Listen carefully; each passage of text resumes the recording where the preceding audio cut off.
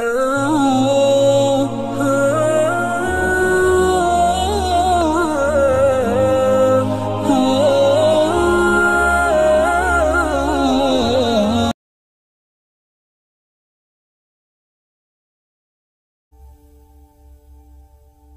anak ibu ingin dimudahkan pengetahuan oleh Allah, Allah yang punya ilmu, Allah yang punya pengetahuan, Allah yang punya wawasan segalanya, semua tidak luput dari Allah. Ya, perhatikan, wa huwa ala kulli syai'in qadir, wa huwa bikulli syai'in alim. Semua Allah tahu. Kalau ingin diberikan oleh Allah pengetahuan itu, maka dekati Allah pemilikin. Bagaimana caranya? Salat. Salat, salat, salat. Tingkatkan salatnya. Maka anak ibu jaga betul disiplin salat. Masih ingat nasihat Nabi? Jika anak usia 7 tahun ajari mereka salat.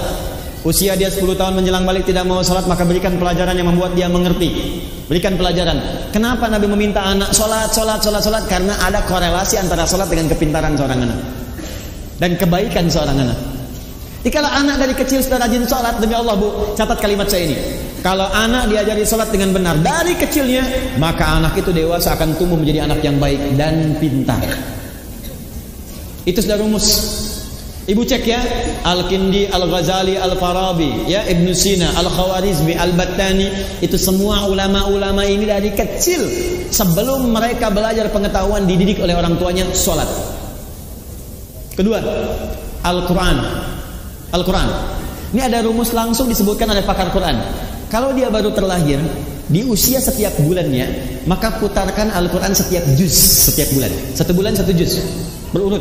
Misal, bulan pertama dia lahir, juz 1 Al-Fatihah sampai 141, juz 2 142 sampai 253, juz ketiga ya 253 sampai dengan Ali Imran ayat ke-92, terus juz 1, juz 2, juz 3 sampai juz 30.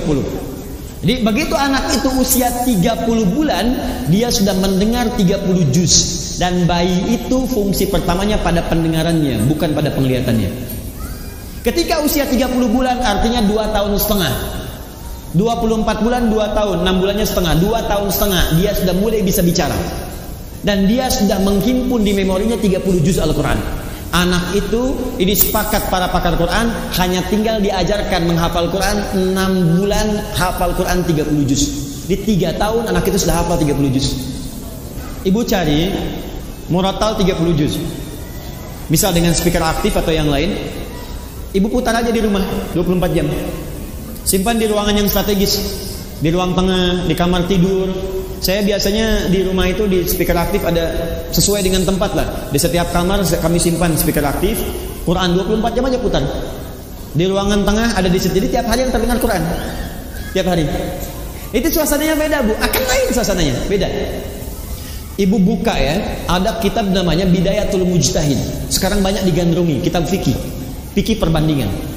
Bidayatul Mujtahid ini Bu, itu tentang fikih perbandingan, tapi yang nulis dokter bedah.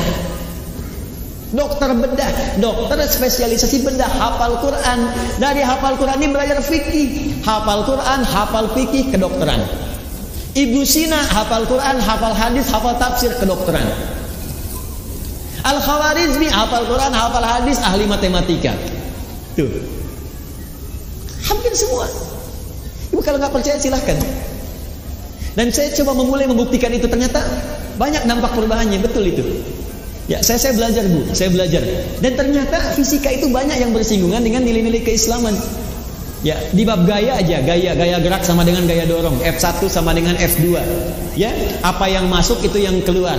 Gayanya tinggi, pukulan kencang, rendah sedikit. Sama, iman sedikit yang keluar pun ibadahnya sedikit. Imannya kuat, dicas kuat, yang keluar ibadahnya kuat. Nah, sekarang anak fisika itu belajar untuk ujian saja. Anak sekolah belajar hanya untuk ujian, makanya ilmunya nggak dipakai dalam kehidupan. Saya sarankan begini, mumpung masih ada waktu, ibu dekati Al-Quran dan dekatkan anak-anak itu dengan Al-Quran. Itu Allah akan tingkatkan tingkat kecerdasannya. Kalau hafal dengan benar, itu minimal 3 kali lipat. Ada korelasi antara peningkatan kecerdasan dengan hafalan Quran. Antara hafalan Quran, karena Quran itu punya kurang lebih 52.000 kosakata. Penelitian menunjukkan orang yang banyak hafal kosakata itu akan berpengaruh pada wawasan.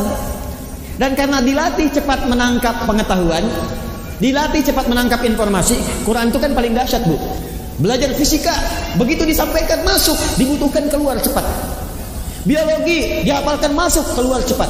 Makanya orang dulu, orang Islam dulu itu walaupun mereka ahli biologi, matematika, bahkan kedokteran, itu rata-rata semua penghafal Quran. Masya Allah, itu dan kepake ilmunya gitu. Dan sekarang pun masih dikenal.